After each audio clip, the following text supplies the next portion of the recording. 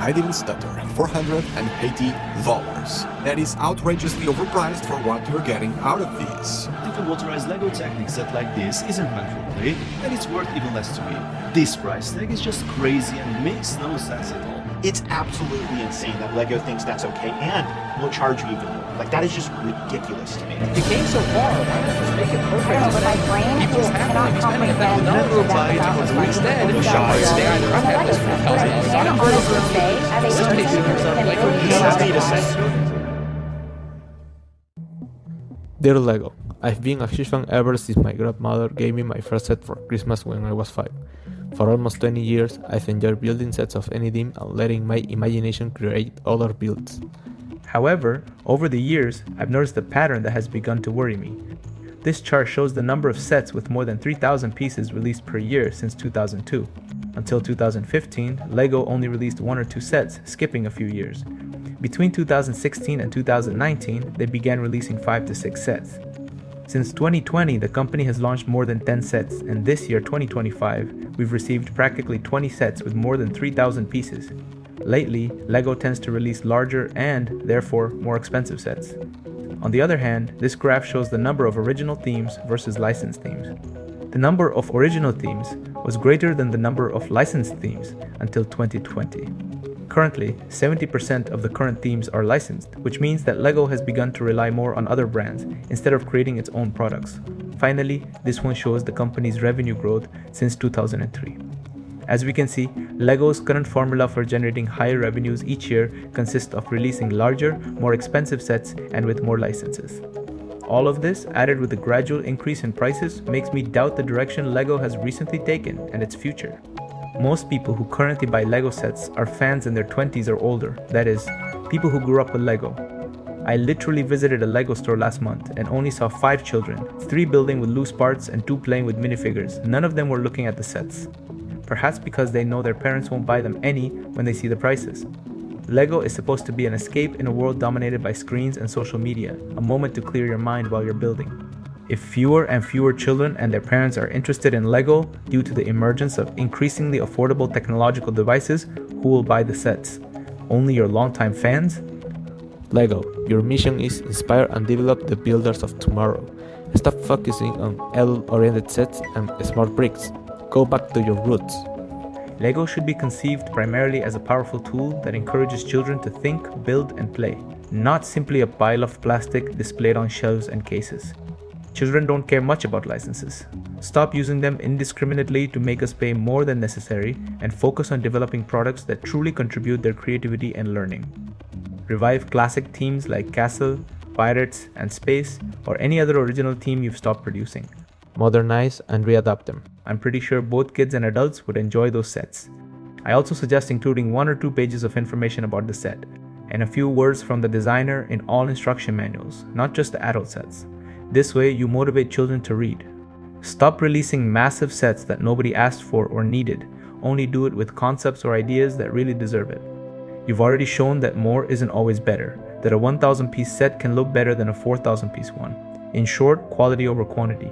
Start giving us more printed pieces instead of large sheets of stickers. 2 or 5 are fine, but 10 or more are unacceptable, especially in an expensive set. Even worse if the colors of the stickers and pieces don't match. What happened to your motto? Only the best is good enough. Please save Technic. While themes like City and Icons are incorporating sets with more functions and clever building techniques, Technic is getting simpler.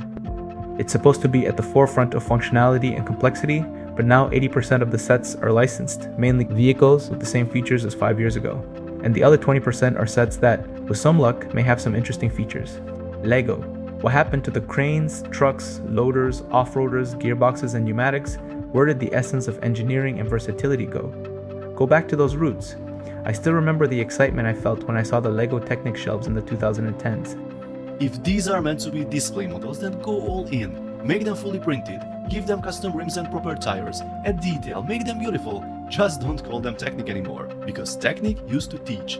It showed how things worked, how gears meshed, how air moves through cylinders, how forces transferred through linkages. That's what inspired so many of us to build, to tinker, even to become engineers.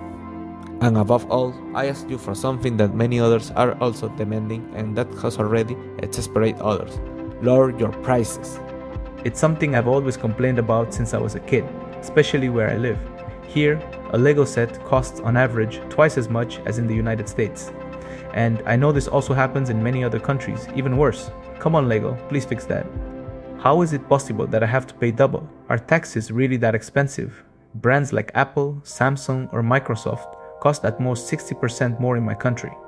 So, in this case, I think it's an abuse and unfair in a country where people earn less. It's unfair that thousands or even millions of fans like me have to pay more to enjoy this hobby. Even in countries where people earn more and Lego is cheaper, it's still considered expensive. It's also necessary to make motorized sets more affordable. A single motor that costs as much as a 500-piece set is an insult and a ripoff. Stop using inflation as your main excuse for raising prices. Other brick brands offer similar, good quality, and even licensed products at half your price or less. Wake up, Lego. As a multinational company, you must find ways to reduce your costs without compromising quality. I don't know, perhaps by trying to develop more economical technologies for molding machines, packaging processes, or any operation within factories. Maybe something can be done in the administrative, financial, marketing, sales, or distribution areas, or simply acquire fewer licenses. Well, I don't know much about it, but if you truly appreciate and respect your fans, blatantly raising prices isn't the solution if your goal is to generate more revenue. Sometimes I wonder what would Ole Kirk Christensen say about what they did with his creation, his legacy. Would he really want this?